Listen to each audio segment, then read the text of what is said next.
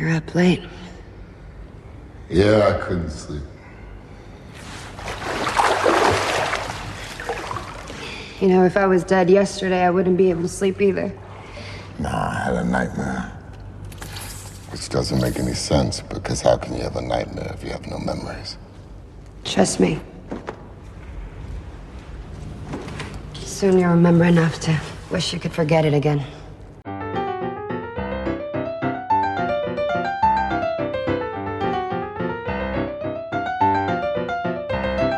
Hello and welcome to Comic Book Movie Oblivion, the podcast about feature films based on comic books and comic strips that people have stopped talking about.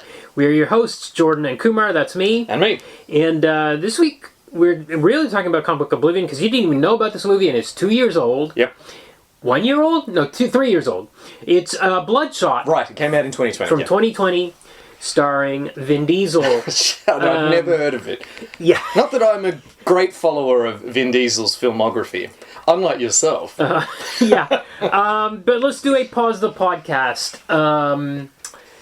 So, wow, there are some plot twists in this movie. I was actually, even though I knew about the plot twists from the comic, I was surprised when it happened in the movie. I didn't think they were following the same storyline initially. Right.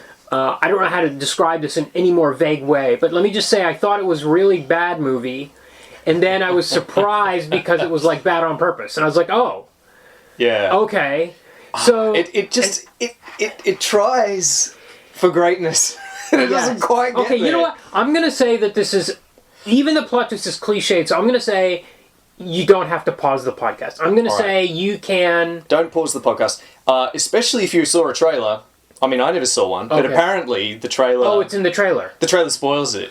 Okay. Because the twist happens in the first 20 minutes. Well, no, it's... Oh, yeah. Is it? It's maybe half an hour in or something? It couldn't be much more than half an hour. Okay, alright. Okay, so, yeah, you don't need to pause. We'll spoil it.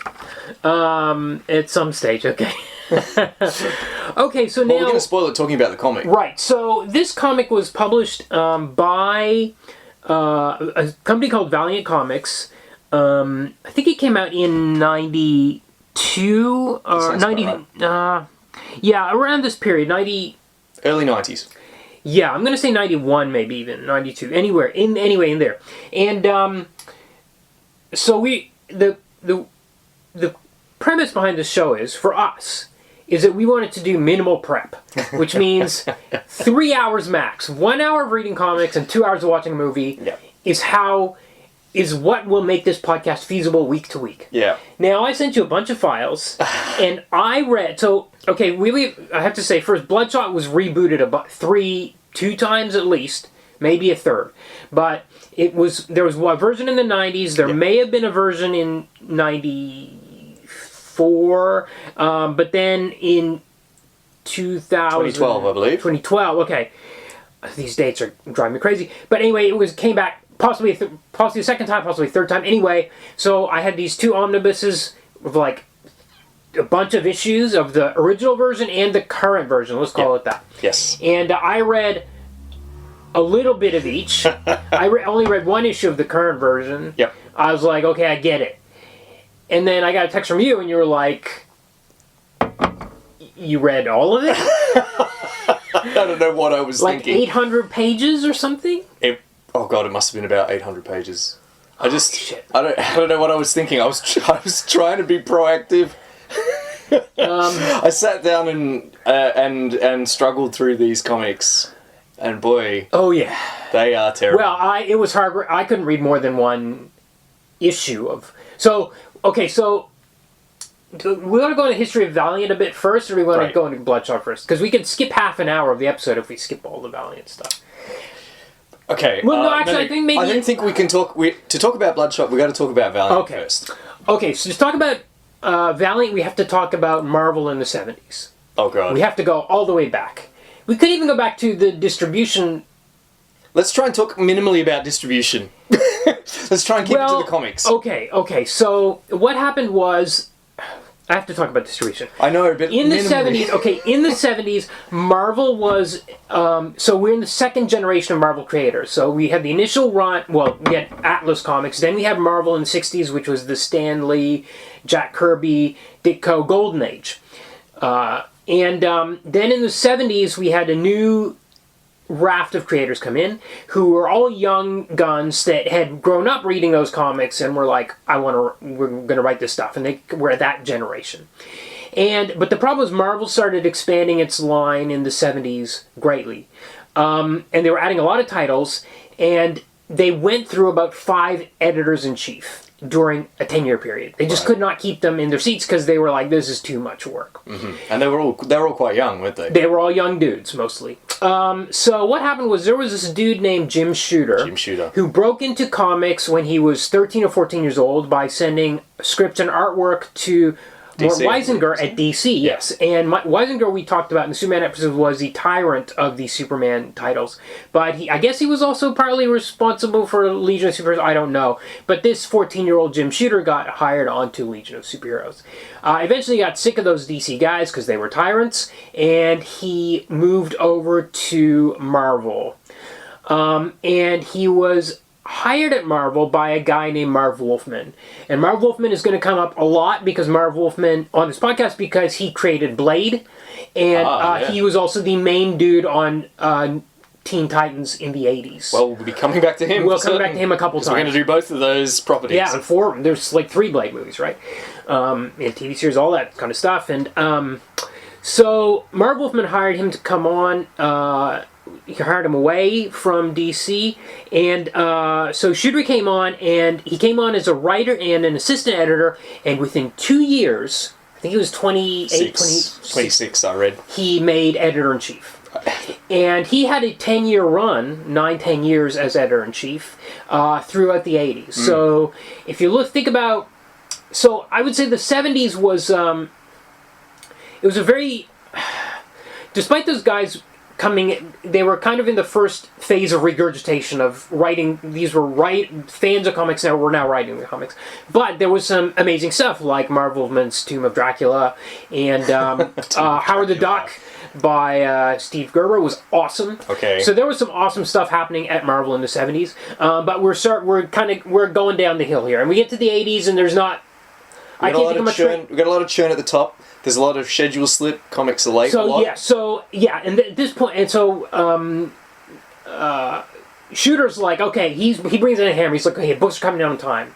Yep. And we're gonna, when we get to, we'll see some of the effects of this in maybe even next week, of his iron fist with the schedule. Yep. But he also started paying out royalties to the writers and artists if they passed a certain sales threshold and stuff like this. So he was kind of I don't know well regarded, but he whipped the company into shape, let's say. He did. But creatively, maybe things were on a bit of a downslide. Except for, Chris Claremont's X-Men, I can't really think of a lot of really awesome 80s Marvel titles, and a lot of the creatives, despite the fact that they were now getting better pay and stuff, did not like Shooter. Chafed under this including Marv Wolfman, who had hired him, was now working under him, and Marv Wolfman ended up going over to DC, and then he was working on Teen Titans and all this kind of stuff. So he knocked him into shape, right? But he'd become what he didn't like, which is a tyrant, right? Right. But also, a very important thing is he did this thing around 1984. They were coming out with this toy line called Secret Wars, and he came up with this comic book, this Secret Wars comic book, which was an 8-issue series, but it was crossover with like every other Marvel title. This is the first time this has been done. This is the first crossover. It precedes Crisis on Infinite Earths by about a year, which was written by Marv Wolfman over at DC, and that was done for DC's 50th anniversary. Yep. But yeah, so Marv Wolfman had left Marvel and was now writing. Anyway, so Secret Wars. What does this have to do with Valiant? Well, we're getting there. So Secret Wars happens. It's like you've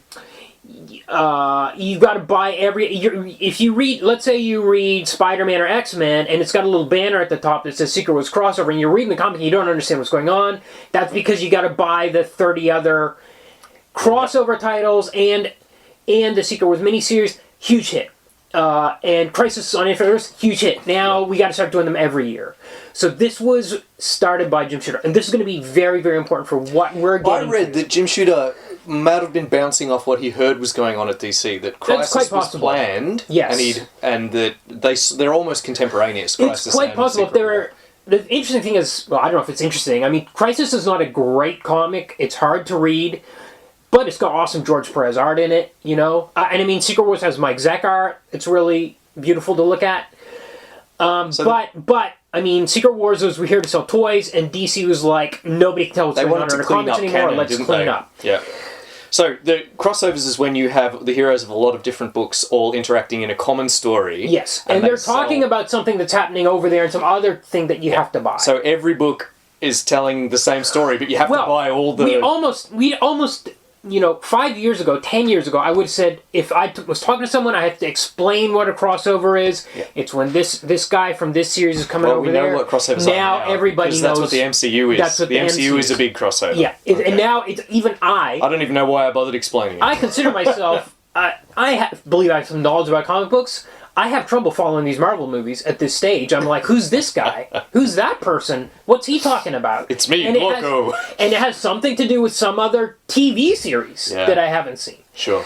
So, okay, so... And you're plugged into this this world. Yes. Yeah. So, it's starting to collapse under its own weight. They need a Crisis on Infinite Earths. Yeah. So, at some stage here, Shooter gets fired. Yeah. I'm thinking late 80s. And I don't know if it was after the firing or before, he partnered up with some business partners and tried to buy Marvel. Yes, it was before, around about when he got fired, right? Yeah. I don't know if he got fired because he tried to buy Marvel or but he almost did it. He almost did. He came very close. He was like $500,000 short or something. Yeah. At the time, you could buy Marvel. This was... It's not like it is now. That's what it was like in those days.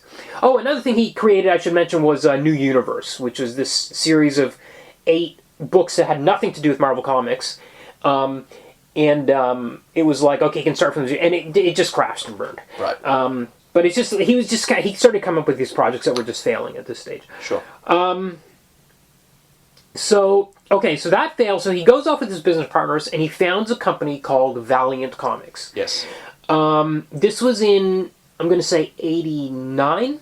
Or no, 91. Definitely, the first title came out in 91. Okay. So Valiant comes out and they start with 3 titles from the 50s and 60s that they had licensed from a company called Western. Gold Key. Gold Key. So Western Publishing was publishing these comics called Gold Key. They had comics like Magnus Robot Fighter and Solar Man of the Atom. That's it. And Turok, Dinosaur Hunter. Which you may remember from a terrible Nintendo 64 game. I had read some of those Gold Key comics as a kid, so when I saw this Magnus Robot Fighter comic at the comic shop in 91, I was like, oh, that's cool, I'll buy this. So I bought it. This is I like this because we're getting the insider perspective on these events because you were buying comic books at this time. Okay. For me, I'm just reading about them at a step's review. But you lived it, so this is So this is good. You're our first person source.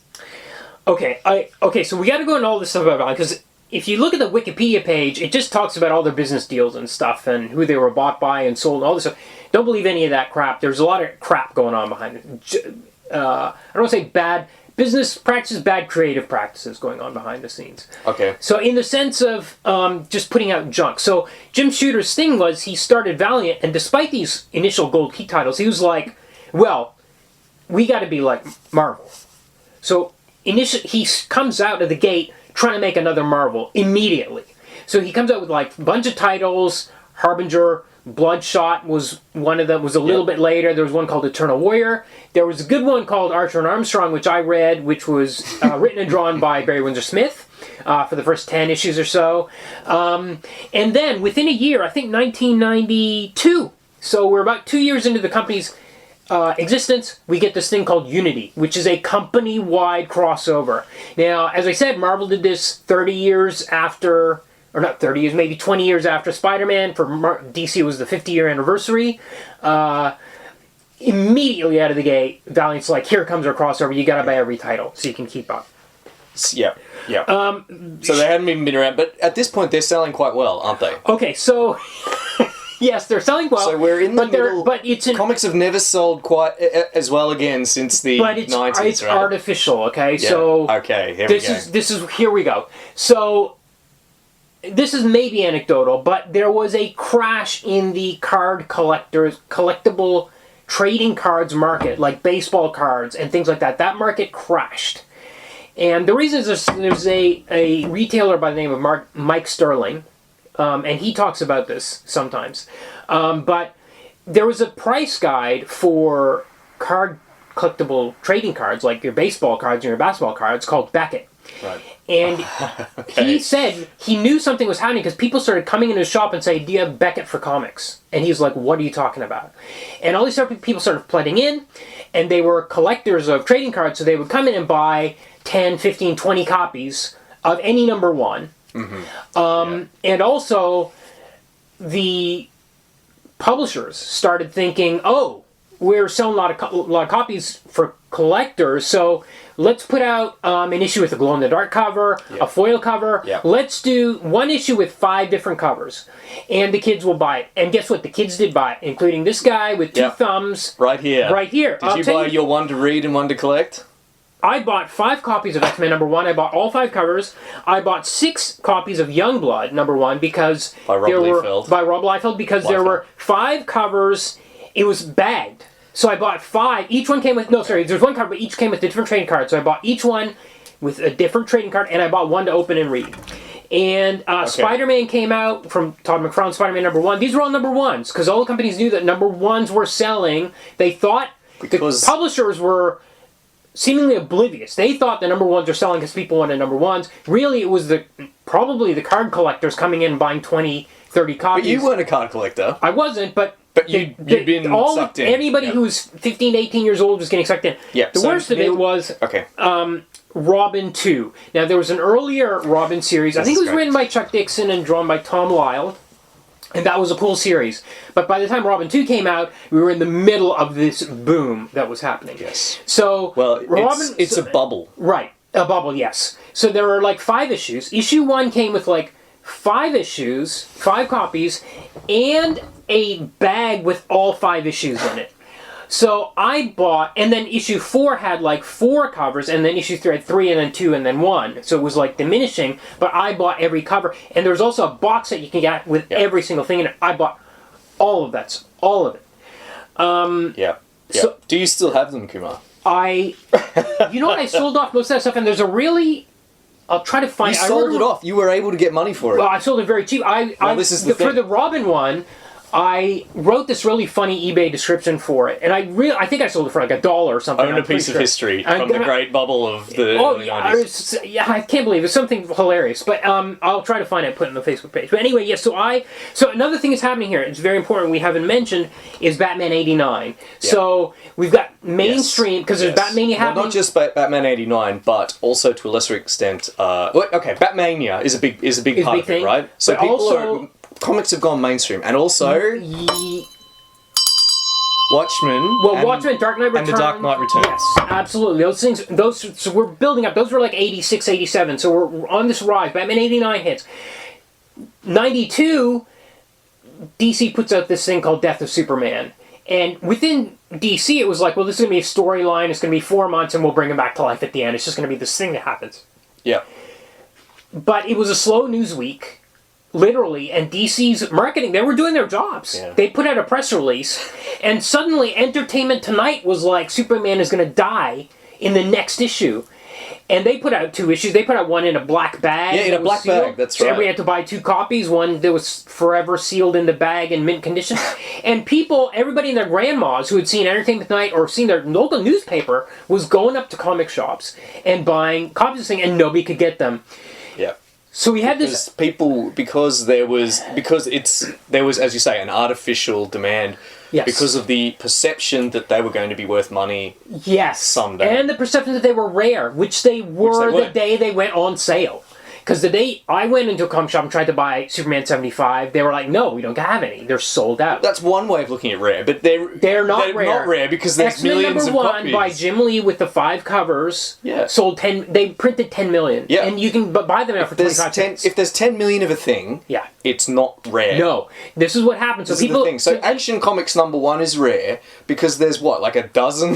There's like 7. Yeah. Nick Cage owned one. It was stolen from his house. Oh, are you serious? Yeah. Okay, we can't go into that. So Action Comics 1 is the Superman's debut, right? Yes. Yeah. So everyone knows that it's him with the car over his head. So that's, By the that way, is rare. a copy of Action #1 selling for $1 million around this time was also part, because that was in newspapers as well. That's it, because people see, oh my god, Action Comics #1, this is selling for $1 million. Chris Claremont's X-Men #1, it's going to be worth $1 million one day.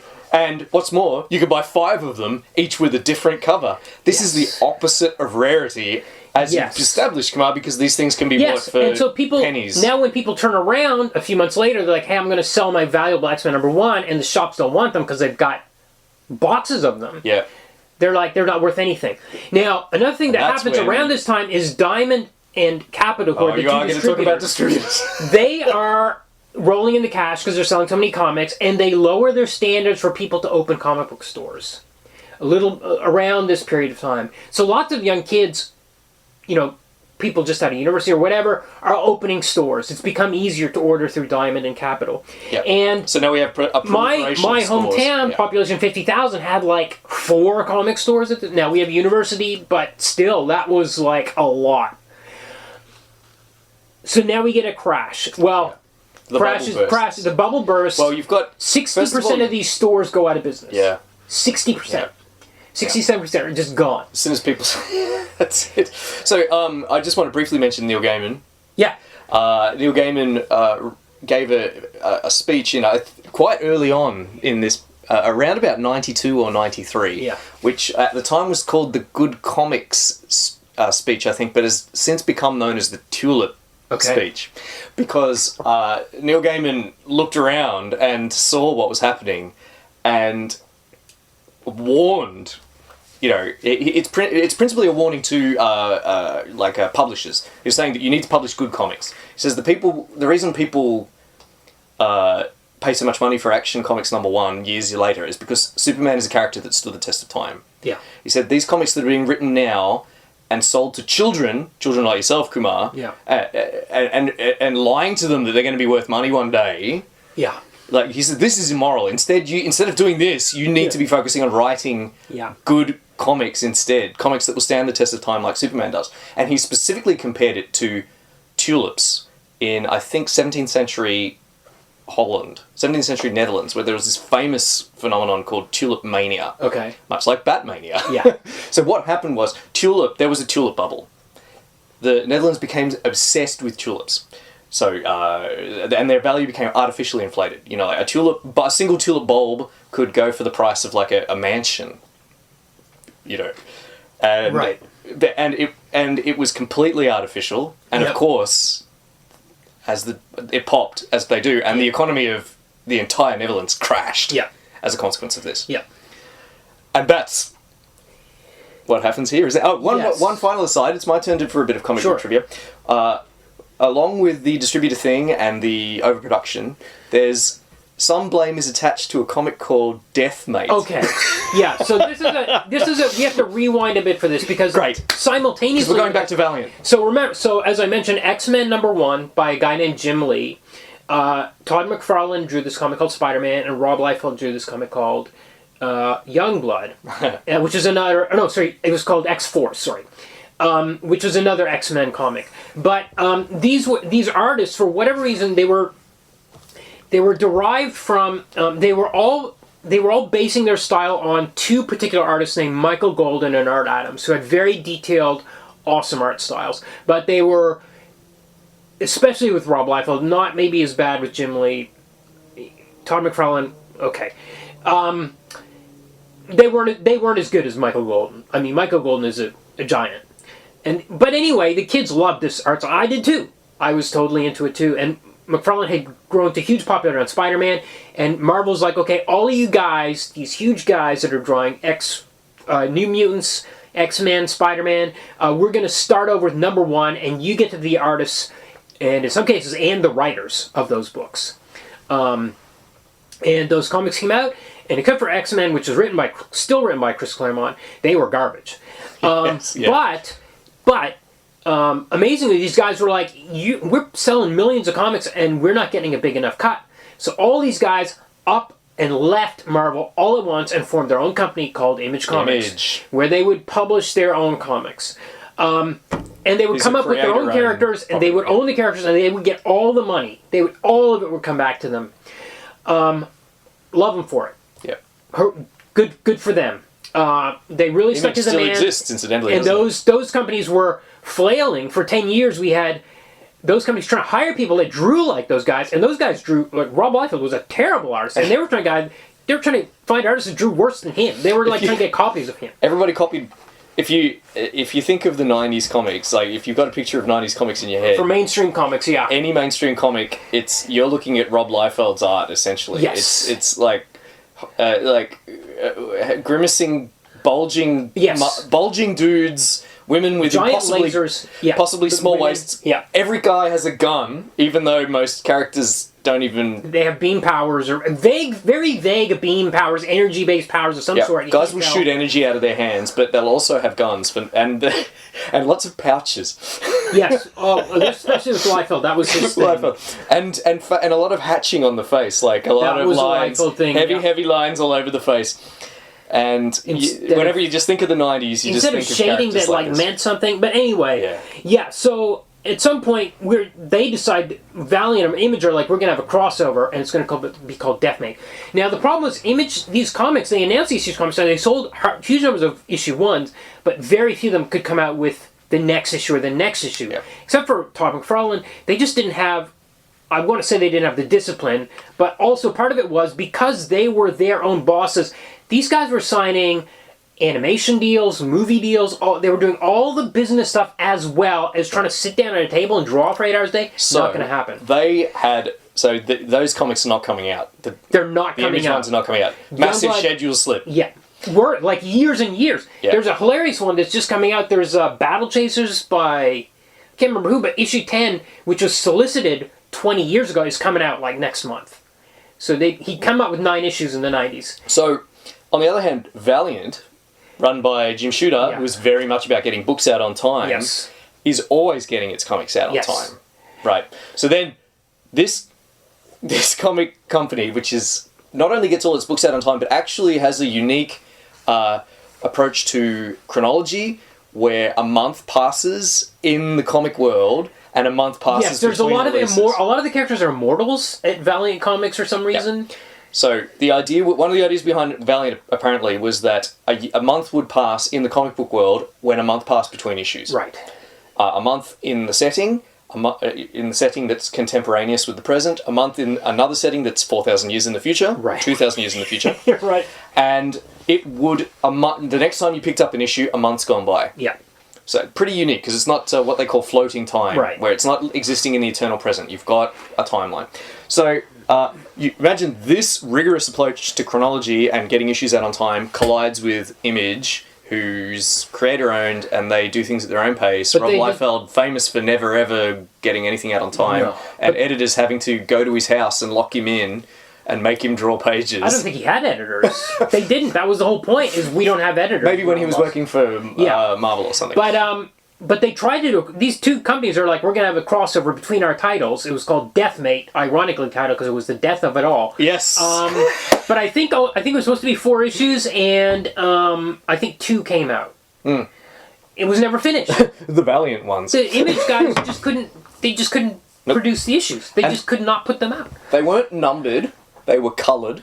Right. Deathmate Yellow, Deathmate Blue, or something like that. Yep. Okay. The whole thing's just a mess. And, companies... assuming it was going to be a smash hit, as they did with everything, the distributors, the comic book shops, assuming it was going to be a smash hit, of course, massively overordered, and they ended up not selling because of the Image ones never came out. Yes.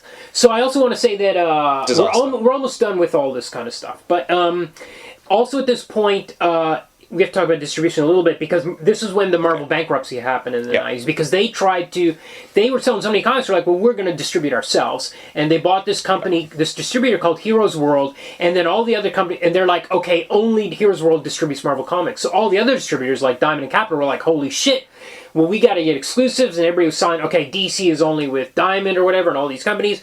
So a distributor, what's a distributor? Distributors, well, it's the wholesaler. So you get the publisher, they sell the comics to the distributors sell on to the retailers. Good. Yeah. So everybody's signing exclusives with different distributors. The distributors that don't have DC or Marvel comics to sell go bankrupt. They're out.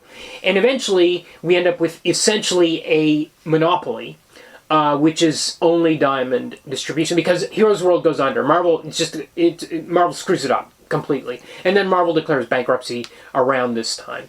But I did want to say, part of the reason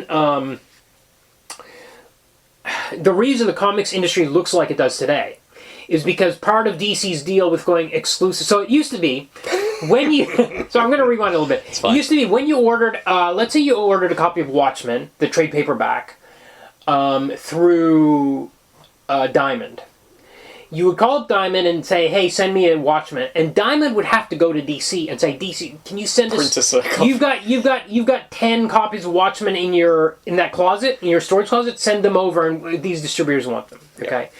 That's how it used to work. But when DC signed exclusive with Diamond, my understanding is they were like, "Well, the deal is, we'll go exclusive with you, but we have to use your warehouse." So suddenly, a bunch of books. Suddenly we have the infrastructure to store graphic novels in Diamond's warehouse, which we didn't have before. And now, the reason you see trade paperbacks everywhere is because of this huge collapse that happened in the 90s and all these exclusive deals that were getting signed. And trade paperbacks can be sold in bookstores. Yes, that's money. Right. That's right. And now we've got they're being distributed by book distributors as well now. So the whole thing has changed completely. That's why there's like one comic book shop in Melbourne.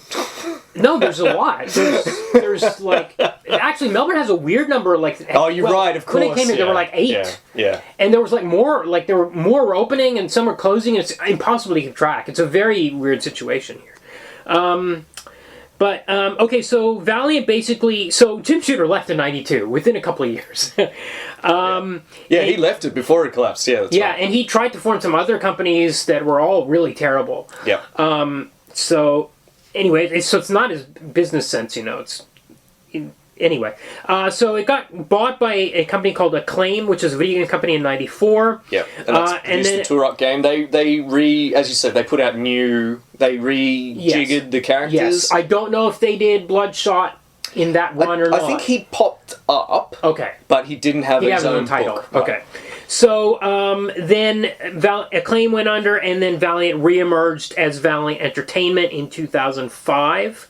And I think it's been bought again in the last 5 years. Some other company has bought it. I've got the name of the company. It's DMG called DMG. Yeah. Okay, so all of this, I really needed to go on into that to explain why the hell Bloodshot is the way it is. Because I gave you these books and you're like, what is this? Yeah. Is this the first issue? So there was a comic called Eternal Warrior, and I think in issue 13 or 14, there's a cameo by Bloodshot in the last 3 panels. And then the first issue of Bloodshot is this book called Rye Number 0. Yeah. So Number 0 issues were another thing that was happening. So in this issue called Rye, we get the background of this whole character called Rye. It's R-A-I, not Rye the grain. No, but he's from like 4,000 years in the future, but his background is all the way in our time with this character called Bloodshot, who we're introduced to, not in Bloodshot Number 0, but in Rye Number 0. So Bloodshot is this dude who wakes up on a slab. On a slab in a lab. He wakes up in a slab in a lab, and then a kid wanders in. A kid wanders in with some kind of powers. He's talking about some shit. He's got a bandana. He says he's a geomancer, and... Yeah, okay, and then this guy, dude, Bloodshot, gets up, and then he kills, like, the scientist in the lab, and then runs away. Yeah. Okay, and then we get, like, we're introduced to dozens of characters. This is like a 30-page comic. Dozens and dozens of characters, and it takes place over 4,000 years, and people are walking in and doing stuff. This is a crazy mess. No one shows up for more than a few panels. No. New characters are introduced and vanish in the space of the page. And this is a 0 issue. It's a new character named Rye, and you'd think if you're trying to sell comics to people, you'd be like, hey, here's something that will be easy for you to read about a new character.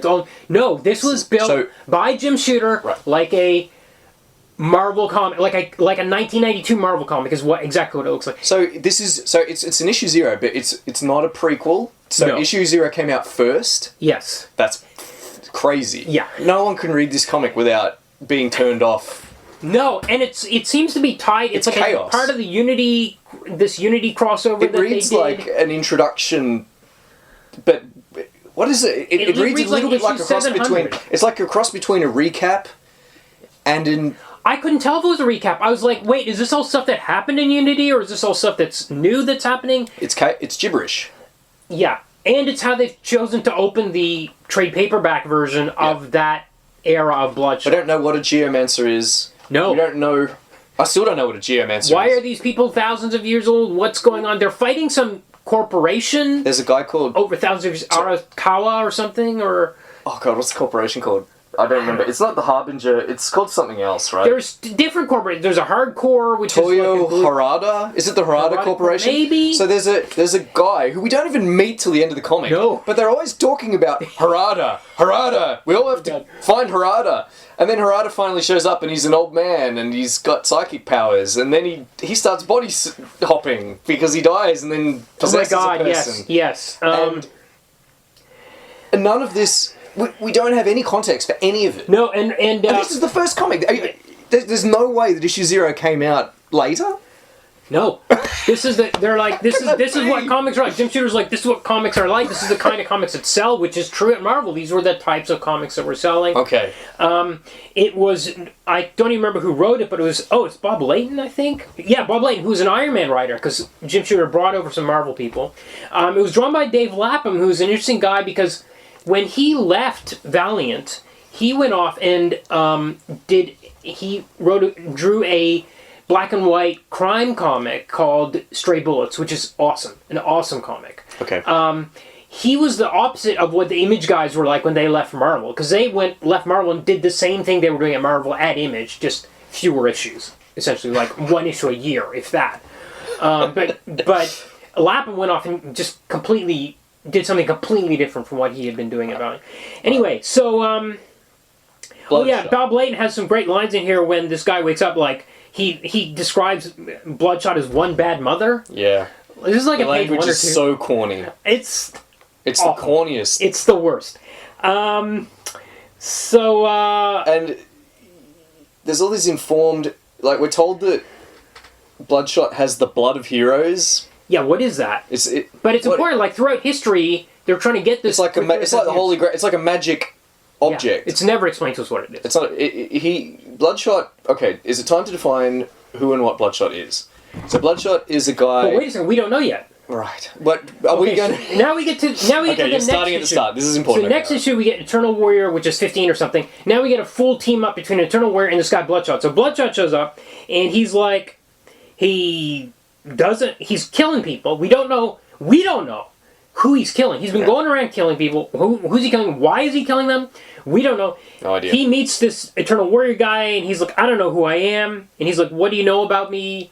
But he went onto some database, and somehow he got information as he was killing people when he was leaving the lab. And he found some names, and I guess he's just going around killing all the names. Why? Who are the people? Who are these names? So is this part of Unity? Is this part of the crossover, or is? This is just like this is like a regular crossover where two superheroes meet up and he's just popping up. This isn't his book. He's popping up in other. But he hasn't had his own book yet. Yeah, he's just popping up in other stuff. In fact, he's the inspiration for Rai 4,000 years in the future. Yeah. This guy that we've never met before. But Rai has his own comic though. Yes, Rai has his own comic. So Rai is it even worth? No, I don't even want to talk about Rai. I don't want to talk about Rai. I don't even know anything about Rai. I don't care.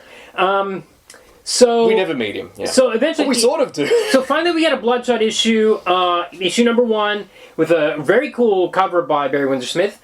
But it's a foil cover. So we're in that era of gimmick covers. How can we sell more of these? It'll be a collector's item because it's foil or a hologram. Yes. So finally, in this issue, we get some Bloodshot. So he's going around killing dudes. He's this Arnie type. He's going around delivering one-liners all the time. Yeah. So he's a little bit like Arnie, but he's more like Wolverine. So yes, we got to describe what he. So he has healing. He has super strength because his blood has been replaced by nanites. Except it's still blood. And he has a big red... He's got a big red circle on his chest where they injected the nanite blood. And it's never... It's the blood of... It's never defined what exactly is going on. Is he science? Is he magic? We know that he has nanites, and that's what... Because he can also communicate with technology. Yes. Wirelessly. Yes. But it also heals him and boosts his metabolism, makes him super fast, but makes his skin deathly white and gives him red eyes. Yeah. The eponymous Bloodshot eyes. Yes. And but also his nanite blood is also a mystical artifact called the Blood of Heroes that endures through the ages and is coveted by people for 2,000 years, and then eventually creates the superhero Rai. Right, that was on the Rai issue. Yes. So in the first issue, so when you look at a '90s character, so during this sometimes called, I'm surprised you haven't mentioned it, the Dark Age. Yeah. And you look at a '90s character and you ask, is he Wolverine? Yes. Because they'll often be anti-heroic. Yep. So not a clear-cut good guy. Healing powers, military experiment. Mysterious past. He doesn't know his own past. Unknown past. Amnesiac. The same as Amnesiac. Wolverine never knew who he was for all those years. Amnesiac, healing powers, anti-heroic. So the healing powers are important so that you can have lots of violence and he'll survive it. The product of an experiment. Yep. Either a corporate or military experiment. I would also include, possibly, if it's not Wolverine powers, it's energy powers, vague energy powers, as I mentioned before. And also time travel might be involved, or a lot of X-Men characters that come back from the future or whatever. Right, sure. Those things are typical. You're right. And also doing, I think, low-tech violence. So with Wolverine's case, of course, it's his claws. Yep. In Bloodshot's case, it's guns. He exclusively kills with guns. Yep. Except when he's doing some weird mojo with his technology... Wi-Fi powers. So we don't know who he was, because he just woke up and he's like, and then he kills these guys and he sees the computer and he's like, I'm going to kill all the guys on the computer, I guess. I don't know. We don't know what's going to happen. At the end of the first issue, then in the first issue we get a little, by the way, I have to mention there's so many ethnic stereotypes of Japanese and Italians. Yeah. It is wild. Yeah. But then at the end of the first issue we get to these mafia guys and we learn that Bloodshot used to be... He used to be a hitman. He was in the mob. That's well at the end of the first issue. So now that's all I read of the first. Okay, so I read a bit more. So tell me any more. Well, there's not much more to know. Okay. But how many? There must have been like 20 issues. There's lots, but you know, like it's just him clashing with the mob and like people. Yeah, like people pretending to be his sister and. They do a fake out. Like he's declared war on the mob. The mob wants to trap him. Yeah. He goes to a warehouse. There's a big shootout. There's a meeting. They pay someone to just listen to this. Exhausting. Pay someone to pretend to be his sister, and it's just so he was a hitman, a mafia hitman, and and he was a bad mother. So he wasn't a good guy. He was one bad mother. So it's a bit like Arnie's character in Total Recall. He used to be a jerk, but as Bloodshot. What is he going to be? He's an anti-hero. Todd McFarlane's Spawn it's all the same This stuff. is like Spawn too. Yeah. All the same stuff. You're right. It's like Spawn. It's very much like Spawn. Yeah. So, it's like... He used to be a bad guy, and now he's been given power. He murders indiscriminately, but he has a glimmer of potential to be someone moral, and he does make sort of moral choices. And we have all kinds of wacky people showing up, like the Immortals, as you mentioned, showing up. They're wandering around, teaming up with him at times. Other Immortals want to take him out. Some seem to have the similar technology powers as him. He runs into something called the HARD Corps. Yes. Ugh. Yep. Yep. Who are... That was a title. That was a valiant title. Ugh, the Hardcore. And they are they're sort of like Sentinels. They're an anti-mutant squadron. They're cyborgs. It's so lame. They have computer chips in their brain that if they yell out a mutant power, it will give them that mutant power. But only one at a time. Okay. So they'll yell things like, go to shield power, and then they'll be able to do shield. Go to energy blast, and then they'll be able to blast. But they can only have one at a time. So some of the hijinks in the issue they're in is can they yell their power quick enough to switch from one to the other before they get shot or punched? Those powers are so mutant powers. There are mutants in Valiant, except they're called Harbingers. Okay. Yes, but they're that's right. completely identical to Marvel mutants in every respect. Right. And this in a book, in a comic series that if you go online and read the Wikipedia page, which as you pointed out has been written by PR people. Yeah, almost guaranteed. There's no negative stuff about Valiant at all. But it reads like PR. It reads like something you'd read on the back of a packet. Yeah. You know, they say that this was supposedly a world more grounded than the world of Marvel and DC. It was exactly the same. Not only exactly... Much like Image, it was just the same guys, the same people went over and formed a new company and made the same stuff. It's just... And its efforts... Not only is it not more grounded, everyone still has wacky powers, but its efforts to try and seem grown up just make it seem even more childish. Yes. Yeah. So this is an absolute slog. But I push through, and then we come to... Okay, so then in 2012, we get a new series written by Duane Swierczynski, who is, I think he's a crime writer. I'm not sure, he's a novelist or something before he got into comics. And I only made it through one issue of this series as well. Okay. So I made it through the Rise Zero, Eternal Warrior issue, and one issue of Bloodshot. And then I read one issue of this Bloodshot, because I read one issue, I was like, okay, I get it. Yeah. So in this one, it's a different character, this Bloodshot. And this guy, he's a soldier who gets sent on a mission, and then instead of Japanese and Italian stereotypes, this time we get Arab stereotypes. And he goes to some desert country, and on this mission he gets killed, and then he wakes up.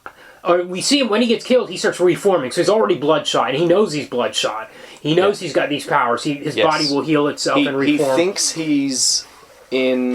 thinks he's at home with his wife. Yeah. And he thinks he gets a call. Sorry, he's not. Okay, spoilers. He gets a call. He's at home with his wife. He gets a call from an old buddy. He says, or his old boss, his old general that used to, when he was in the force, whatever. They tell him, it's Bill. He's been captured.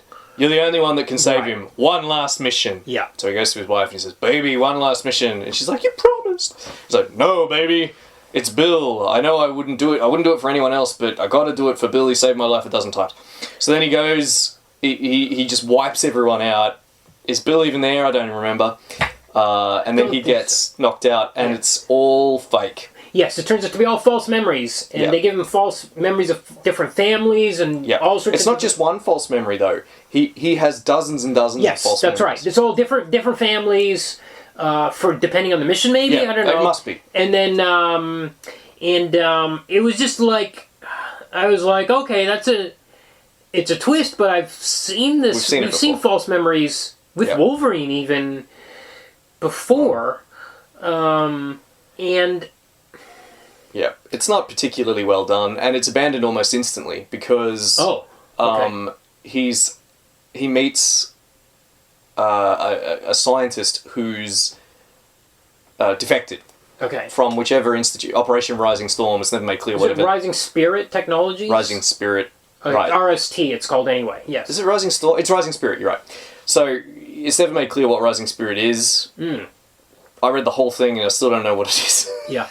It's like throw evil authority figure into a blender. Is it a corporation? Is it the military? Is it the government? Yes. Doesn't matter. It's just evil authority. Yes. This is how we're making super soldiers. This is the thing we've seen 100 times before in comics as well. Yeah. So there's a defector from the company. He sort of lets him in on the secret, reveals it, what have you. So now Bloodshot knows, almost straight away he knows, but he wants to know who he was, and that's his quest. Right. He wants to know who he was. So he... We've seen this before. Spawn is like this too. Yeah. Who was It's just the same stuff. Yeah. And it's not done particularly well. The art's alright, I suppose. It's very modern. That very modern polished look, which is, I would describe as journeyman. As what? As journeyman kind of art. Okay. It's just like, and I mean, Lapham, who drew Rye, he became a great artist afterwards, but he had to go the indie comics route to find himself, I think. And Bloodspot Bloodshot is he's a bit of a tool of competing interests. Everyone's trying to use him for one thing or another. Yep. Toyo Harada shows up with his mutant buddies again, and they use him to. They tell him that his his past is in a secure server in a basement of a rising spirit facility. Yeah. But he goes down there, and it's not. Instead, it's a room full of children, and they're all mutant children. It turns out mutant children that he's been capturing over. Okay. That's been his purpose. Okay. So every time thinks he's been rescuing Bill, he's actually been kidnapping a mutant. And Rising Spirit is collecting these mutants. Don't really know why. When they get out, they're worried it's going to cause the apocalypse. Maybe they're in competition with... I think this might be a theme from the original 90s comics. You have you have the forces of...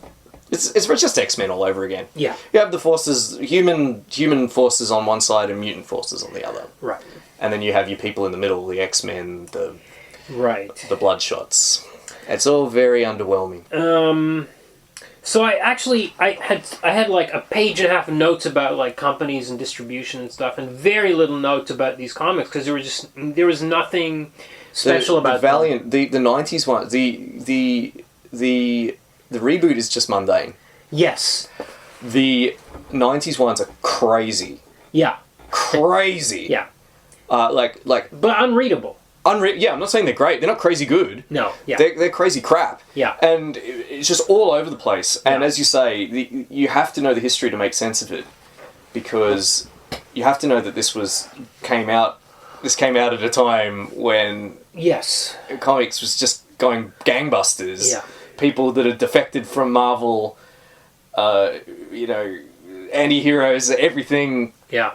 That's the only context in which this makes sense. And it's just, reading it now, it's just bonkers. You can't... It was a physical effort. Yeah. But I did it. That's why I only could get through it. Even the modern one, I was like, I can only read one of these, because it's every military science fiction cliche. Oh, okay, so, the film. It's very much based on the reboot. The 2012 reboot. Oh, one last thing I want to say before we get to the movie is that Valiant is on the verge of a third collapse, it seems like. So we've had a round of layoffs about 6 months. Right now? Okay. Yeah, that's all I wanted to say about that, because we might be in line for... it's despite that. I mean, they seem to be going under, maybe, but they are trying to... They have successfully pitched themselves as a IP company, which can sell their properties to be made into movies and games and toys and things. Oh, okay, like with Acclaim in the 90s. Okay. Well, except Acclaim was a video game company. In this case, they're like, hey, you can make a movie out of this. And they seem to have at least convinced Vin Diesel, because he's looking at the Valiant cinematic universe, or he was when this movie came out. Well, it's hard to know. Vin Diesel, it's hard to know how... Because he wasn't... Alright, so he wasn't originally the original choice to play Bloodshot. Yeah. As you probably know. The original choice was Jared Leto. Right. So he was... So I think pretty soon after the reboot came out in 2012, we start getting buzz about a Valiant movie, about a Bloodshot movie specifically. Yeah. Buzz probably from the people that wrote the Wikipedia page, the PR people. Exactly. Well, I mean, right. Because, I mean, it's obvious why. Everyone wants, at this point, the Marvel juggernaut is redefining comics and cinema. Absolutely, and you've got this company that says we've got all these interconnected titles that cross over with each other in movies. Our guy, Jim Shooter, although Jim Shooter's long gone, he invented crossovers, that's right. Baby. So you want a piece of this Valiant pie.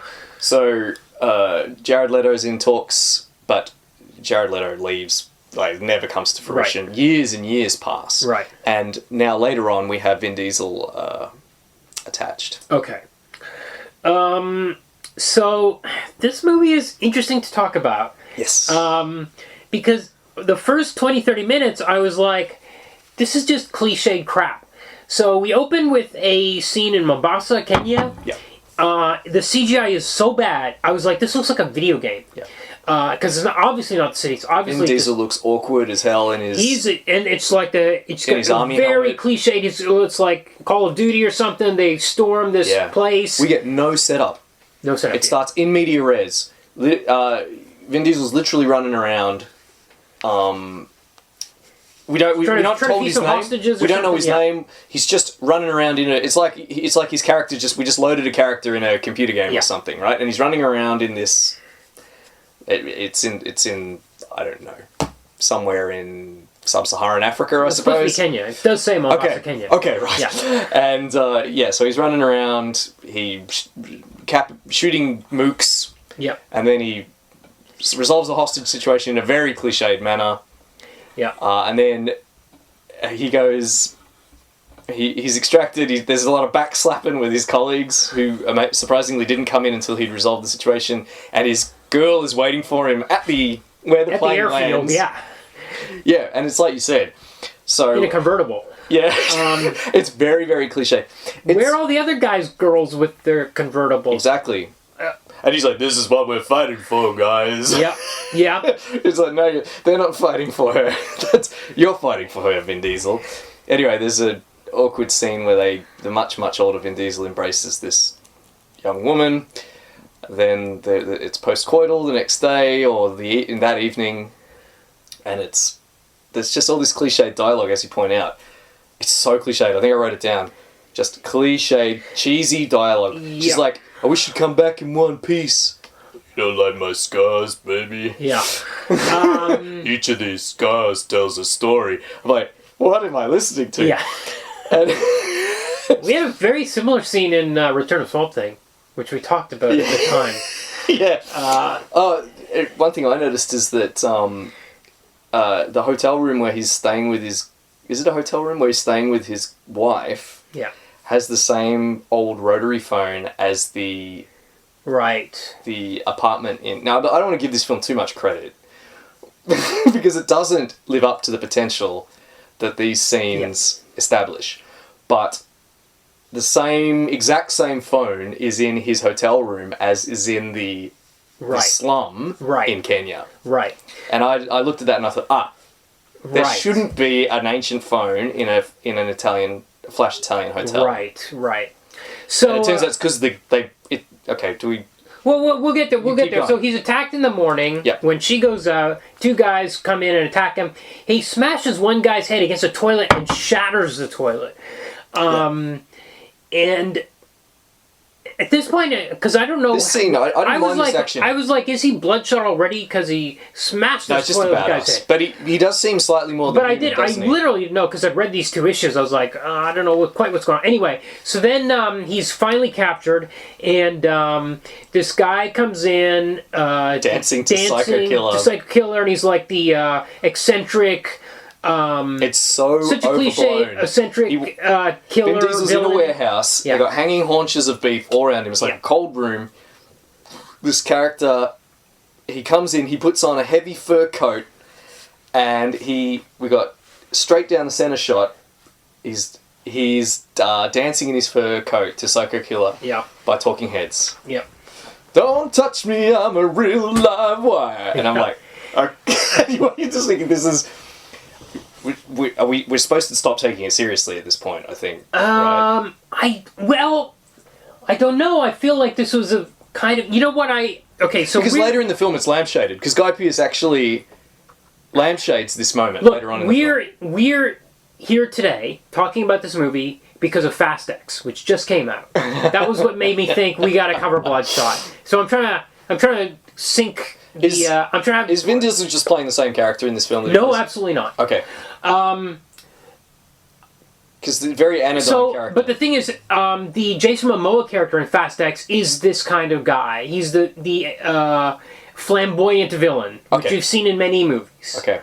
So I just thought, okay, it's that type. I'm thinking it's very weird. It's this movie because it's so poorly shot. It's so dim. Everything's dull. I was like, what's this guy doing in this movie? It seemed very weird. Yeah. So he wants to know. So he dances in. He wants to know who tipped him off about the hostages. Yeah. And Vin Diesel's like, don't know. That's not my job. But it's not important. Anyway, he kills the bad guy. Kills the girlfriend in front of Vin Diesel. Then he kills Vin Diesel. Yep. Did you notice if their names are the same in the comic and the movie, or did they change them? Ray. No, they're not the same. Okay. So in the reboot, he's nameless. Okay. his quest is to find his name, and it's that's not right. resolved. That's right. And in the original timeline, he has an Italian name because he's an Italian hitman. Right. Okay. Okay, so he wakes up on the slab. It's funny because he says the guy kills his wife, and he says, "I'm gonna find you and I'm gonna kill you." I'm like, what do you mean he's gonna find you? You're right there. Yeah, yes. Yeah. And then he's shot, and then roll credits. So it's been 10 minutes. Yes. So pretty lengthy, but it didn't feel long. It was pretty economical. We learned pretty much everything we need to learn. Yeah. Like it's very cliche. It helps because it's cliche. It's running on cliches. Yeah. So I didn't mind this. I've written economy of storytelling in my notes. Well, If only it had kept that up, because this film is almost 2 hours long. Okay, so he wakes up in a slab in a lab, and it's RST Technologies, Rising Spirit, run by Guy Pearce, who I think was he in Iron Man 3? He was. He's the same character. Yeah. Incidentally, the film that produced this, DMG Entertainment, the production company that made this, DMG Entertainment, also made Iron Man 3. Oh, weird. Yeah. Very weird. So that company owns Valiant. They own Valiant. Yeah. Okay, I can't process this at the moment. Would have been that. Anyway, Guy Pearce has one hand is like a robot hand. And he explains to him that we've replaced all your blood with nanites, and he cuts him with a knife to demonstrate it. Yes. And then this hand heals. Later on, Vin Diesel. and very important point, all the blood, because it's not blood, it's nanites, go back into the hand. So usually in a movie when somebody heals like Wolverine, there's no blood left over. I'm like, why? Where'd the blood go? It doesn't make any sense. There would still be blood on the outside. In this case, it's explained. It's explained because it's sucked back in because they're nanite. They go back in. He has no blood. His blood, unlike the comics where he does have blood, and the nanites are in the blood. Yeah. In this, his blood is grey goo. Yes. So, Guy Pearce is like you were a soul. He's got no memories. He's not like the Bloodshot in the comics. He's not pale like a ghost. He doesn't have red eyes. He looks like a normal guy. Right. But he can't remember anything about himself. No. And Guy Pearce says something like, that's the way they send, like the military, when they send us bodies of people with no families, whatever, it was very unclear what he said about their memories, like their memories were, they sent us people with no memories or something. No. He says they send us people with no family. Yes. No next of kin. He did say something about So it's pretty contrived. Vin Diesel very quickly accepts what's happening to him. I suppose there's a reason for that because he's being run. But he wakes up and he just Guy Pearce says to him, okay, you're a medical experiment. We've brought you back to life with nanites. You're the first time this has worked. And he's like, yeah, pull the other one. But he also says, Guy Pearce says it was time to go from single organs to a full system. I was like, wait, shouldn't you test on mice first? And they have tested on mice, but he didn't say that. It's very weird. Anyway, he tells him that he's been revived, and Vin Diesel's not buying it at first. He says, okay, I know that's crap, because if I died, like you said, someone out there, because he has no memories, someone out there will be looking for me. Yeah. And he goes, that's the thing, okay? We only receive bodies from the US military that have no next of kin. Yeah. So you're anonymous. We don't know who you are, right? Yeah. You were an anonymous body that came to us, and now you've been revived. You got a second chance at life. He's trying to spin it as a positive, and they take him down and introduce him to the other super soldiers who are not like him. Yeah. They're instead cyborgs, so they have had replacements to their various. One has body eyes, parts. one has legs, and one has her lungs, like her breathing. Yeah, which makes no sense because she's still able to talk. So she breathes through a hole in her throat, like a person that's had a tracheotomy. Yeah. But she's still able to talk normally. Yeah. Whatever. Who cares? Yeah. So why didn't the nanites fix his scarring? He's still covered in scars. Doesn't matter. Yeah. So then he. How does the doctor cut him if his skin's unbreakable from the nanites? Well, there's a scene later where he takes him out and puts it in a cup. Yeah. And gives the guy, And the nanites don't The fly nanites back are into supposed him. to fly back into him. I noticed that as well. I put a lid on the cup. Yeah. I mean...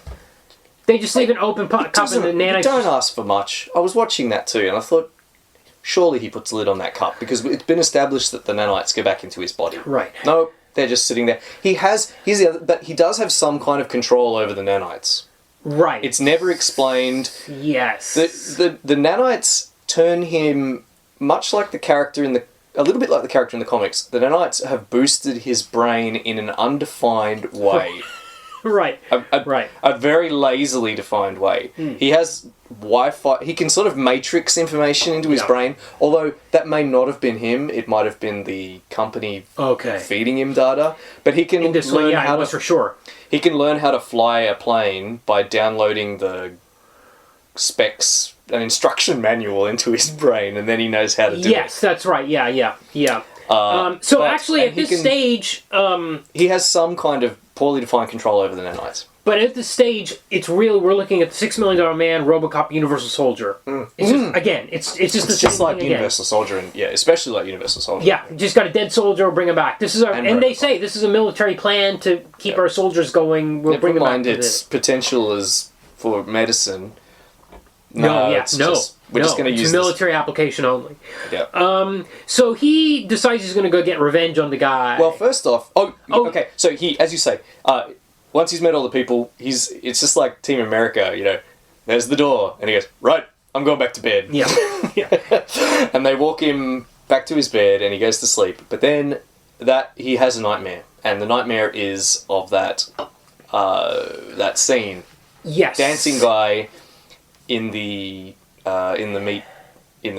freezer. Yes.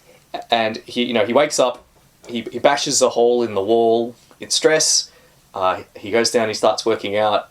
The nanites, this is where we just see his powers. Yeah, he's super strong. He's essentially super strong and super durable.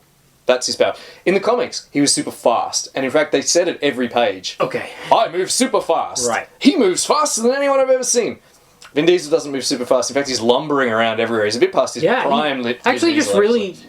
He strolls around. He strolls in a building because I'll do this movie, but I don't want to run. I was watching with my son, and he said, "Does he have a nervous system?" I said, "I guess so." He says, "Doesn't he feel pain?" I was like, "Actually, yeah." So he's just walking in, taking bullets because he heals, but he doesn't seem to feel any pain from them. If you know that you can't be hurt, I guess you can ignore pain. Ignore? Well, I don't know. I don't think from day one after waking up, I don't think so. But, of course, it's because it's always day one for him. All right, so wait. I just want to say something about this wake up. So when he has a nightmare, he talks to the girl with the breathing thing, and he said at a nightmare, he said, "How can I have a nightmare if I have no memories?" I read that. What does that mean? Of course you can have nightmares if you don't have memories. Your nightmares don't have anything to have to do with anything with memories. I wrote that down too. You know why I wrote that down too? I on the other hand, disagree with you, Kumar. Okay. I like this. So this film's reach exceeds its grasp at every point, but the film is trying to say something clever here.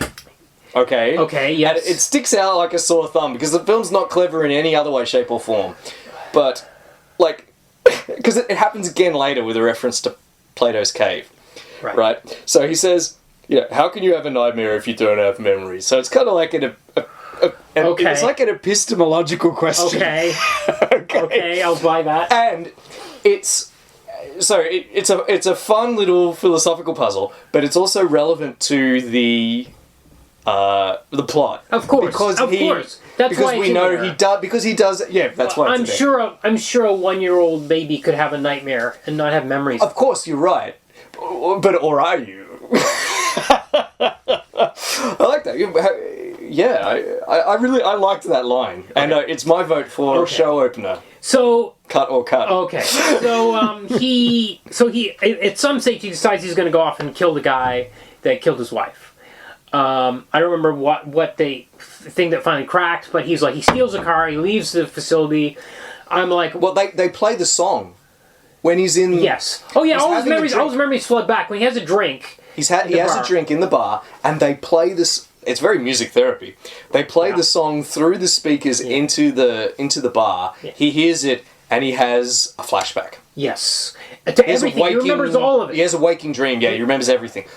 And at the time I was like, oh, that's so anticlimactic. He's not going to figure out like the end of the movie, like just I agree. Comics. I was like, that's weird. And then he leaves the facility. I'm like, aren't they just going to shut down the nanites?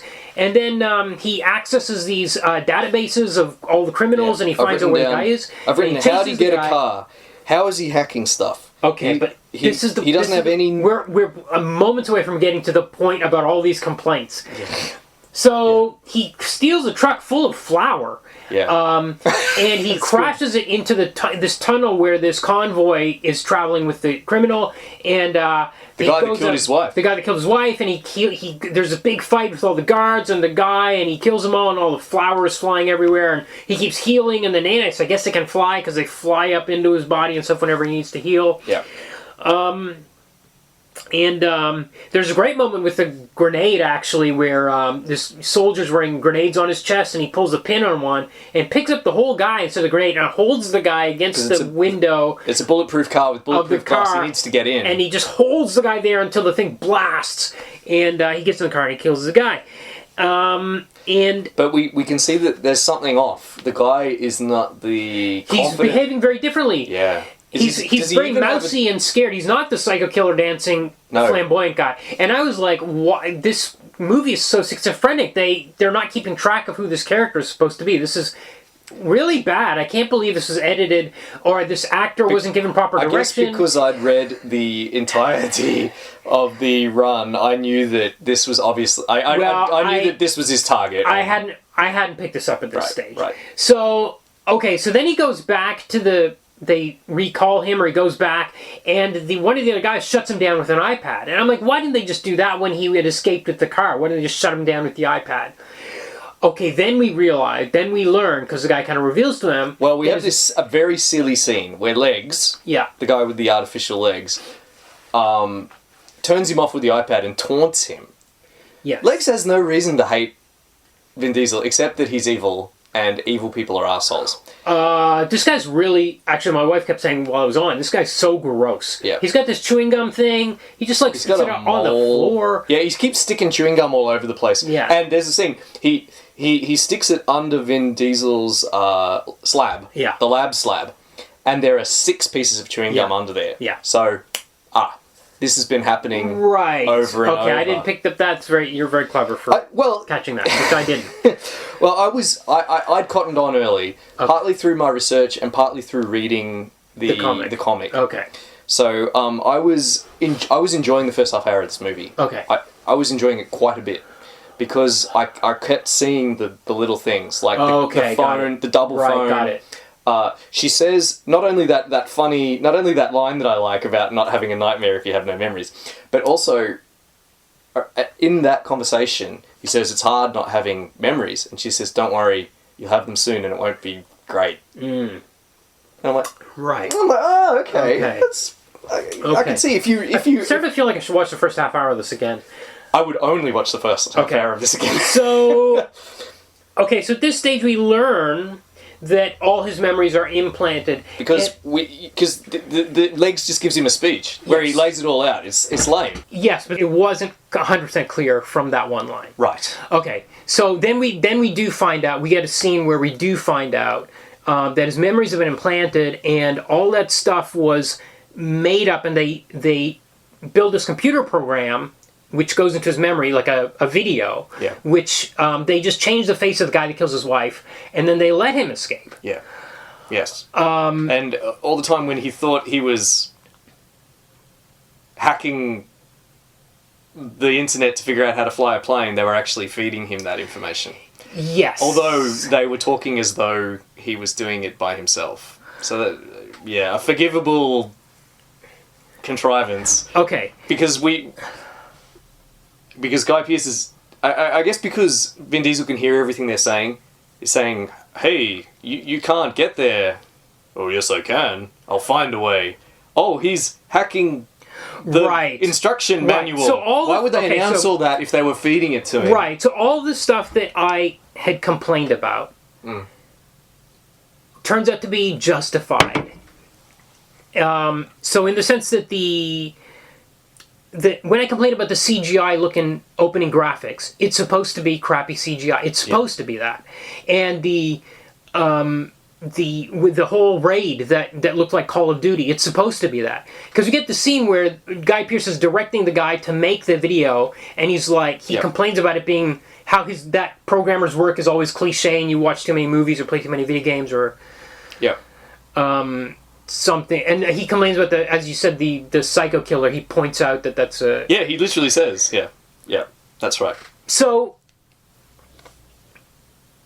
this is the point where I don't know what to say about this movie, because as I said, well, I think at this point it seems really. I thought it was really clever up to this point. Well, but the thing is, it's one of those things like a parody movie where it's doing the things that you're complaining about, but it's doing it on purpose. Yeah. Like, it's supposed to be bad CGI at the beginning. It's supposed to be boring military operation in Kenya. Like, all that stuff is supposed to be. Yeah. And we even see this programmer playing a video game on his phone at one point. Right. That's right. There's all these little clues, and why is the false memory in third person? Right. So, do I get into this again? Yeah. Well, it doesn't make any sense that it's in third person, because it's Vin Diesel looking at himself in his memory. Well, he's not looking through his own eyes. They haven't built it as a first person shooter. Yeah, good point. It's one of these things like it just needs to happen for the film to happen. Right. We're seeing his memory, and yet we see later on in the film that they run it in real time into his brain, because you can step into it if you go into their holodeck. Yes. So there's a holodeck. Oh, so maybe from his point of view, he sees through his own eyes in the memory. But they're running it for them. Anyway, really very clear. So the problem is that the cliched stuff is fine for being cliche. It's excused itself in the context of the movie. But the stuff that's supposed to be good is not... It's not good. It's not as good as it's supposed to be. No, it never rises above cliche. So that's the problem. You see, it starts cliche. Yes, it's just universal soldier. It's cliched because it's a simulation that's happening in his mind. Yeah. But then it keeps being cliched for the rest of the film. And it's not a simulation in his mind anymore. Yeah. It doesn't live up to the potential of that first half hour. It can't rise above it. Or rather, it can't rise up to that level. It just... It sucks all the fun out of figuring that stuff out, because it just keeps feeding us cliches and contrived action scenes, like that scene with the flower truck and stuff like that. And so this is the thing. So the flower truck, we get the flower truck explodes, and it's obviously supposed to be a real visual feast. It's supposed to be like awesome. It's flowers flying around. So you've got the white powder, and they're in the dark, and there's like red lasers and stuff, and it's supposed to look really cool. It does look cool. Kind of, but it's so contrived to have a flower truck crash in this. And unlike what if it wasn't a flower truck? Yeah. And also, what if it wasn't? Where did he get a flower truck? Did he find one? Yes. Why did he? Did he use his nanites to find one? Yes. So all that stuff, but also like when there's moments in here, which my son pointed out, where it goes into slow mo. He's like, it's in slow mo. Why is it in slow mo? But it goes into slow mo and speeds up right at the end, which is a Zack Snyder move. Yep. So that's just something they've ripped off from someone else completely. That move. Yes. Which he did in Watchmen and maybe other movies before that. 300? Yeah, maybe it's in there. Right. Yeah. Oh, yeah, very much so. That slow mo stuff. Right. Okay. I agree, and that's it. As I said, the satisfaction of figuring stuff out in the first 30 minutes of the movie turns to ash in your mouth when you realise that it keeps playing the same cliches straight. That flower truck scene would fit right in the fantasy version of events which we see in his imagination, the programmed version, the virtual reality version. Yeah. There's no reason why it should be a flower truck. There's no reason why there should be slow-mo, and it's very unsatisfying. Yeah, and like there's a moment later where when they send the other guys to chase him when he escapes, he's figured all this out. He shoots him with like this anti-nanite gun, I guess is what it is, but it doesn't seem to have any effect. No, it doesn't have any effect. So I'm like, why? Well, it's just to tell us, the audience, that if he gets hit with enough of them, he won't work no more. I guess. Another thing is like stakes. It's for stakes, Kumar, because it's been established that he can tank bullets. Right. It's like Ashman said, he doesn't feel pain anymore? Yeah. He just walks around, as you say, lumbers from point to point. Yes. And they fill him with bullets. But I do wonder if him breaking the toilet was actually like the telephone was a thing that they left in there that they shouldn't have left in there. Could well be.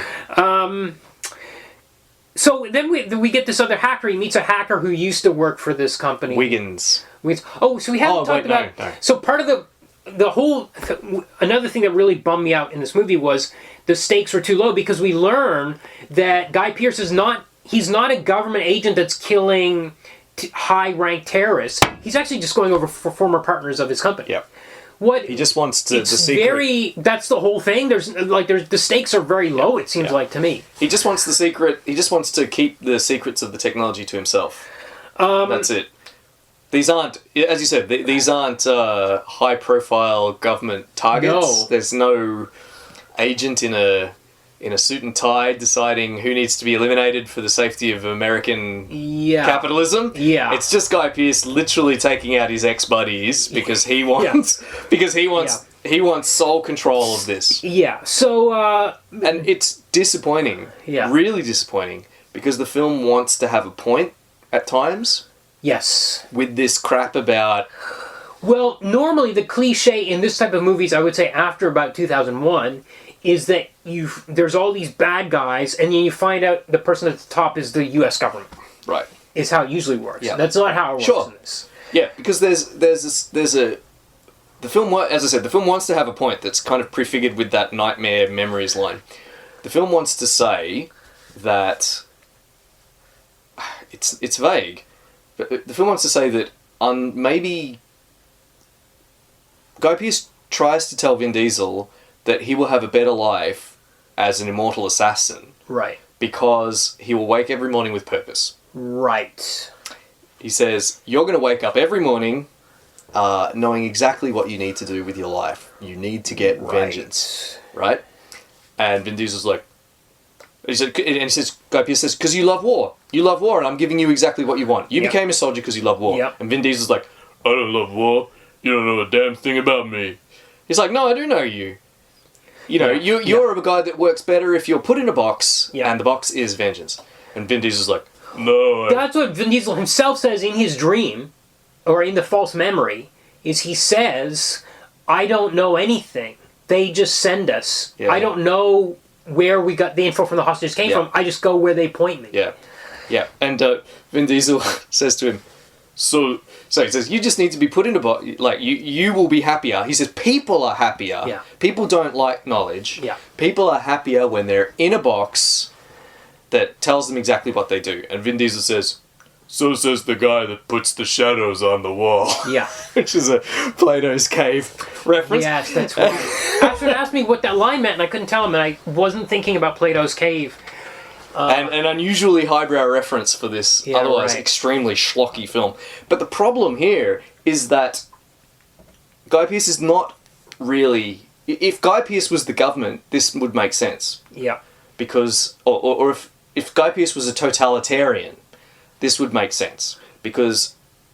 So, Guy Pearce should be the antithesis of Vin Diesel's freedom-loving character. Yeah. He should be against freedom. But he's not against freedom. He's just a guy that wants to make money. Yeah. It just undermines this whatever point they think they're going for with their undergraduate level philosophy. Yeah. So more that I want to talk about the real world stuff is he ends up meeting a hacker who used to work at RST. No. He almost worked there. No, he never did. Hired. They wanted him. But they couldn't get him. So this guy was a. So he's supposed to be the funny character in the movie. He's like Jar Jar Binks. He's a bit bland, is what I would say about him. He's got one funny line. His first line, which is "Don't look at my ass," when he's going up the stairs, was funny, and I thought, okay, I'm going to like this guy. Nope. But the rest of the lines were pretty weak, unfortunately. And so that was another thing where it was like the stuff that's supposed to not be cliched is not going hard enough above the cliche.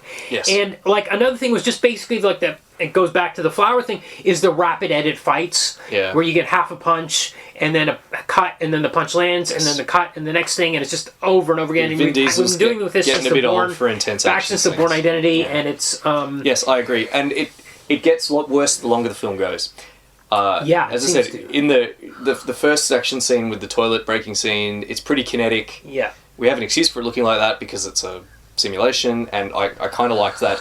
By the end of the film, he has a big showdown with the two cyborg. Oh, and there's this thing where they're going down the elevator, and the CG looks really bad. So obviously bad. CG, and this I'm like, is 2020. It's not supposed to look bad. Well, this really, to me, this whole movie looked like a lockdown project because there's never any bystanders. There's hardly any people around. Like, there's very few characters in every scene. It's usually just two people. But it wasn't a lockdown. It came out during lockdown, but it wasn't a lockdown project. Okay. It was shot, I think, mostly in South Africa. So the scenes where they're in London are in South Africa. Okay. And you can tell because it does not look anything like London. They got all these scrubby plants, and the sky is so blue. Right. Right. Yes.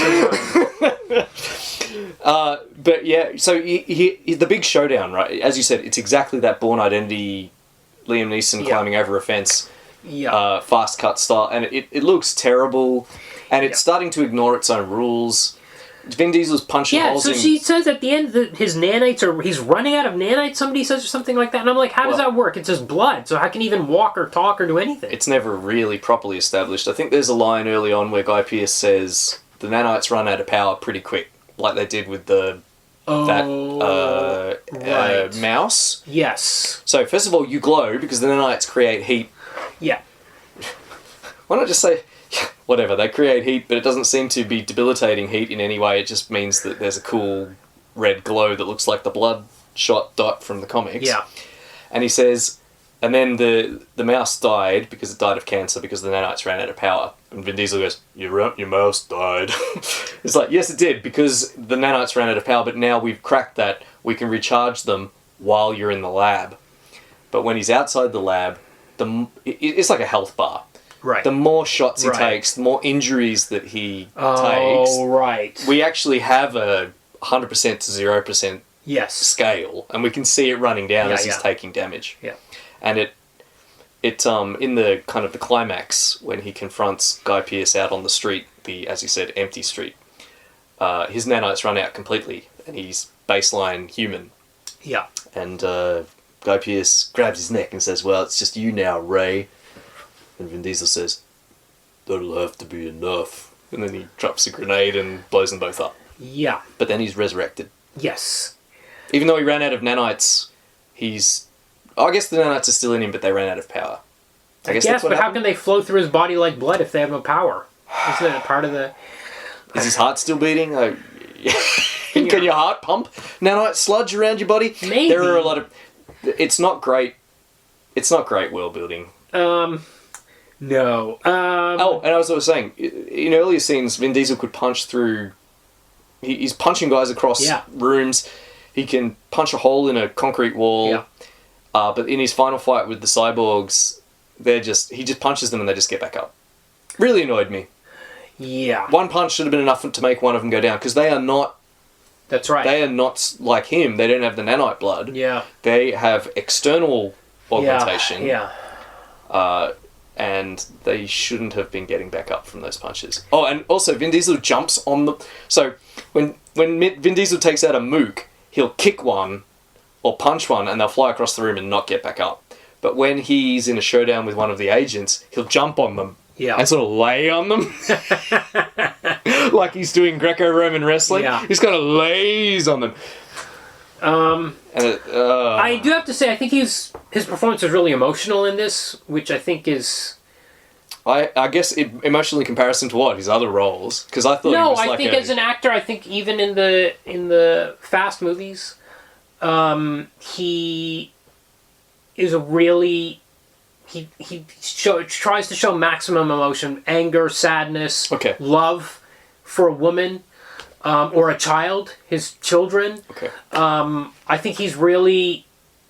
I think he focuses on those scenes. I feel like as an actor, I did like that about this movie. Okay. That he was there for that aspect of it. Well, I haven't watched a lot of Vin Diesel movies, so I found him really wooden.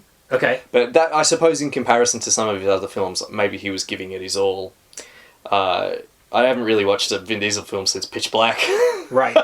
Which I love, incidentally. And First DVD I ever bought was Pitch Black. Yeah, right. And there's the fourth one coming, I think. Amazing. Okay, so shall we ready to lock this down? Let me just... Well, shall we have some trivia? Oh, yeah, trivia. Let's do it. I did do a little bit of research. As I said, Jared Leto was originally supposed to play Bloodshot. May or may not have been an improvement. Originally, before Guy Pearce was locked in as the antagonist, Michael Sheen, the Welsh actor, was going to be the bad guy from the Twilight movies. Yeah, absolutely. And also recently plays an angel in Good Omens. Yep, and he's in a ton of stuff. Ton of stuff. But I couldn't find any comic book movies necessarily. You're the guy to ask. I can't think of any off the top of my head. I guess the closest connection is Neil Gaiman's Good Omens. Yeah. If it's 6 degrees Neil Gaiman is away. a comic book artist. But, and we did mention him earlier in the podcast. Yeah, no, I can't think of one. He was a great Liz Lemon boyfriend in a later season of 30 Rock. A really annoying guy. It was really good. Now, this film didn't make back its budget. Okay. It grossed $37 million against its $45 million budget. Okay. But it did very well on streaming. Okay. So now I think those statistics are for its theatrical release. Okay, so it did get a theatrical release in 2020. Okay. But because of COVID-19, within a week of it being released in theaters... Oh, it was pulled due to lockdown. I think it stayed in theaters, but they also made it available straight away for video on demand, which is becoming more normal now, but then I think was a big kind of thing. And it's done well on video on demand. Okay. So much so that we're supposedly getting a Bloodshot sequel. Wow. Yes. Announced in 2020. Okay. Confirmed by Vin Diesel. So he's into it. Okay, yeah. He's into it. Okay. So the company that owns the Valiant property, DMG Entertainment, the CEO, I read an interview, he allegedly said that we're going to get more Valiant movies because the movie did so well and the response to it has been so well, sick. But that response was in a non-transparent environment as opposed to a transparent environment like box office numbers. So he's talking about anecdotal evidence here, right? Yeah. So presumably his mum told him his movie did really well. But no, to be serious, it wouldn't be the first time a franchise has been established on a flop. And of course there's been any number of films that have done poorly at the box office and have since been celebrated as classics. Right. Any number of films, my goodness.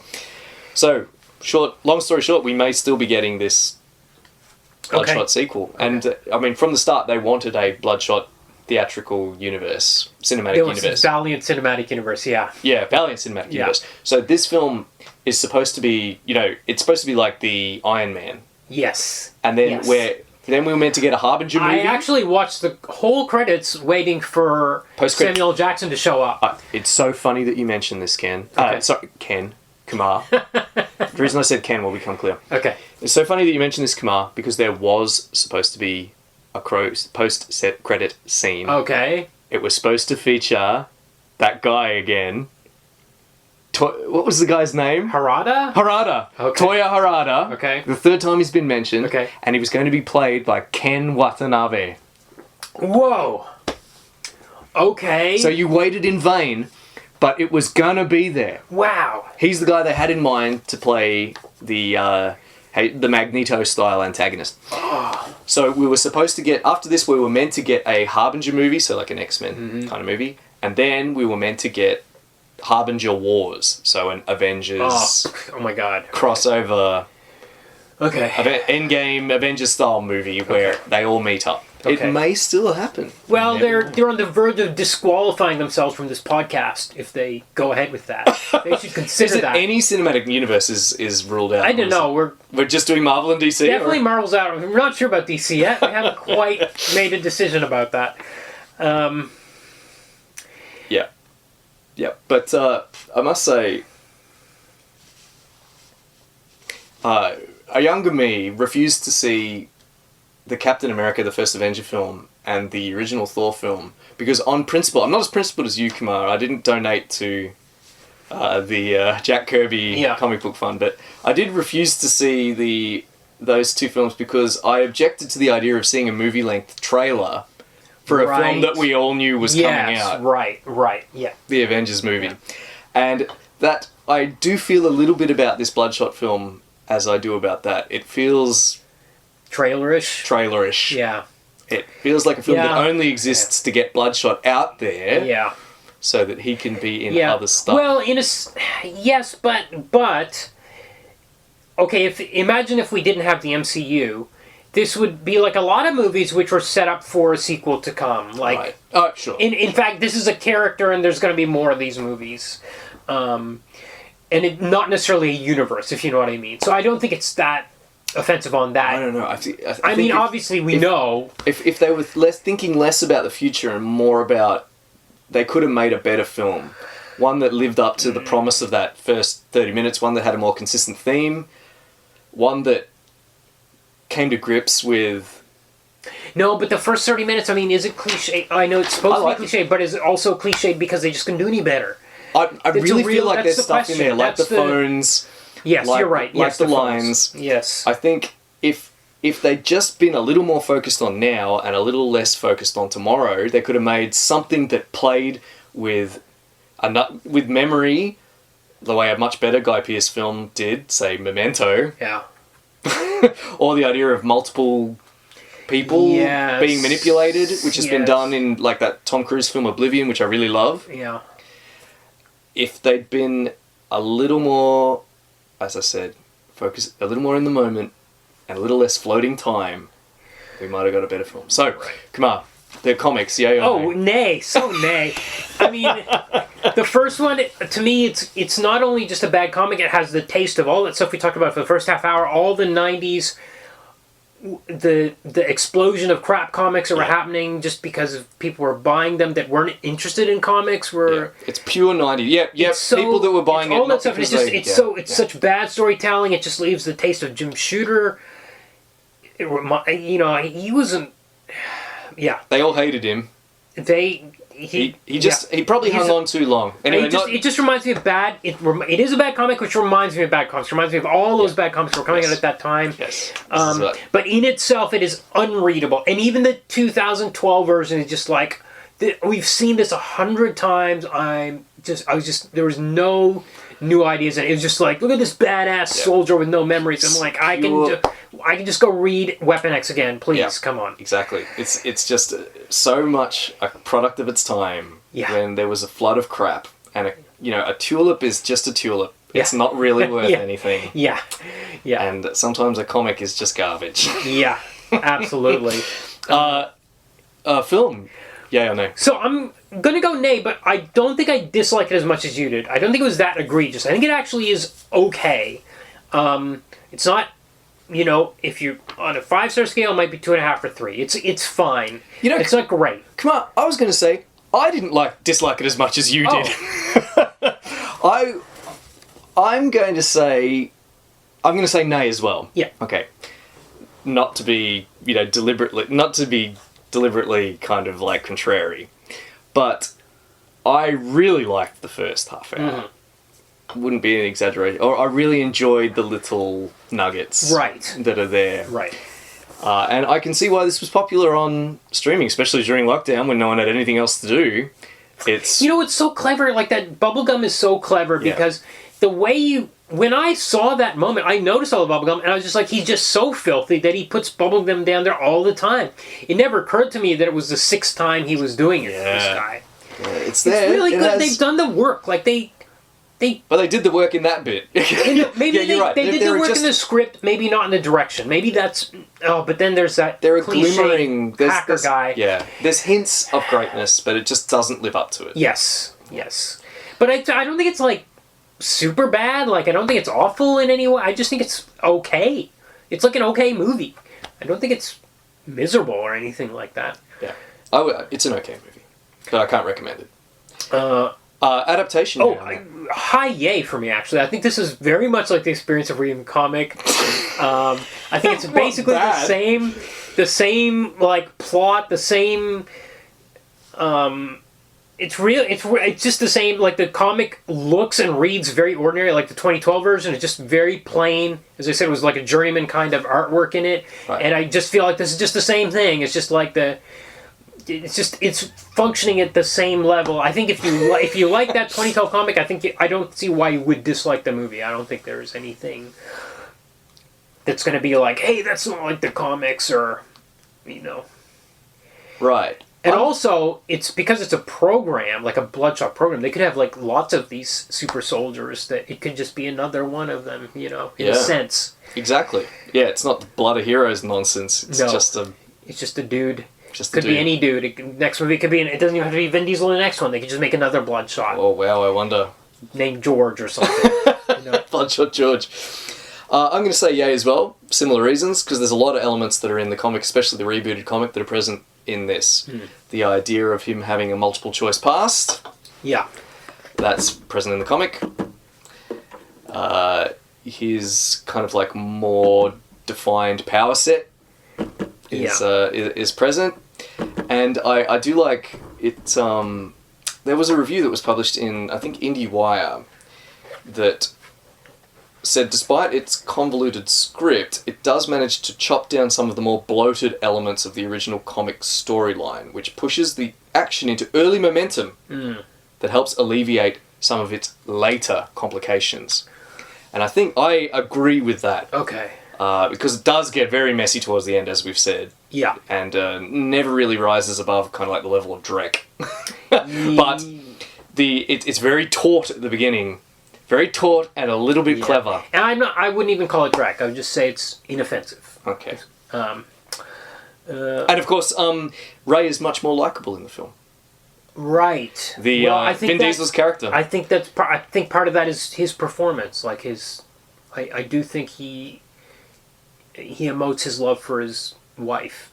Great. And okay. Next week. Next week, yes. Okay. Next week we're going to talk about Punisher Warzone. Right. Because Ray Stevenson just passed away the day before yesterday. Otherwise, it would have been this week's episode. He's still fairly young.